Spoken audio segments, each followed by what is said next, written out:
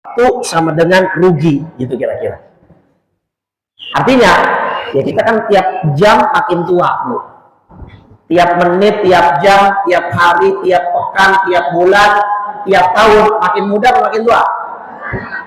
Makin jelek apa makin cantik? Ngaku itu. Nah, maka kita kan makin dekat kepada kematian atau semakin jauh? Semakin dekat. Nah, maka ini dia hadis yang kita bahas, min husni islamil mar'i tarkuhu ma la ya'ni. Jangan ngerjain hal-hal yang tidak bermanfaat.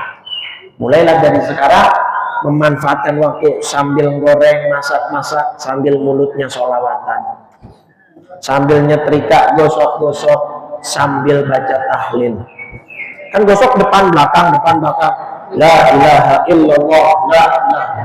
Nggak bisa itu. Nah ini ya. Daripada sambil nonton gosip, akhirnya yang ada lupa gosok tentang gosokan. Tuh, sambil mau nyuci, ya kan, baca sholawat, baca istighfar, sambil rogoh-rogoh kantong suaminya. Nah iya, kalau ada uang alhamdulillah, kalau nggak ada ya, terus aja nyuci. Zikir itu kan ibadah yang paling fleksibel, Bu. Surat Ali Imran apa? Alladzina yadhkurunallaha qiyaman wa qu'udan alladzina yadhkurunallaha qiyaman wa qu'udan wa 'ala junubihim wa yatafakkaru fi khalqis samawati wal ardh. Mau berdiri, mau duduk, mau sambil rebahan, zikir bisa, boleh. Punya wudhu lebih bagus, gak punya wudhu juga boleh. Ya gak? Di mulut bisa, dalam hati lebih bagus. Dua-duanya, mulut juga, hati juga. Cakep banget itu. Jadi zikir itu bebas, asal jangan di tempat-tempat yang kotor, di WC, jangan disuarain gitu ya Bu ya. Tapi kalau dalam hati zikir kapanpun itu silahkan Ibu. Bebas kita mengingat Allah supaya waktu kita tidak sia. Makanya habis illalladzina amanu wa amilus salihati wa tawassaw bil haqqi. Manusia ketika ditambah dengan waktu tidak akan rugi dengan 3 syarat. Dia beriman. Alhamdulillah ibu beriman semua. Ibu beriman enggak? Beriman enggak? Beriman. Jangan insya Allah jawabnya. Beriman harus tegas. Masa ibu beriman? Insya Allah. Sama aja kayak saya tanya, ibu percaya Allah? Insya Allah. Nah, ragu-ragu dong. Yang kedua, setelah beriman syaratnya wa amilus shalihat. Beramal soleh. Hadis taklim amal soleh.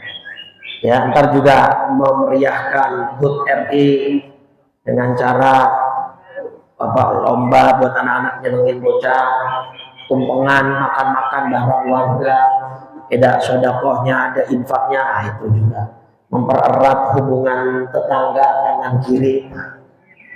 Habis wa amilus shalihat wa tawassaw bil haqqi wa saling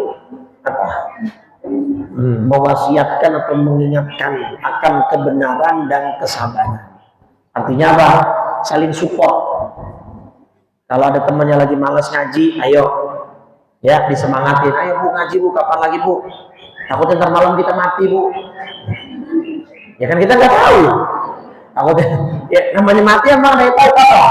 Nggak ada yang tahu. Ayo Bu cepetan Bu kita ngaji. Mumpung ini kita masih sehat. Banyak sekarang saudara kita di rumah sakit, ngaji nggak bisa, ke masjid nggak bisa, silaturahim nggak bisa, betul nggak? Ayo banyakin ibadah, amal-amal soleh, terus saling mengingatkan satu sama lain, saling support supaya orang tidak. Nah, salah satu hal yang paling berbahaya dari perkara yang tidak bermanfaat itu terkait mulut, Bu. Mulut, lisan.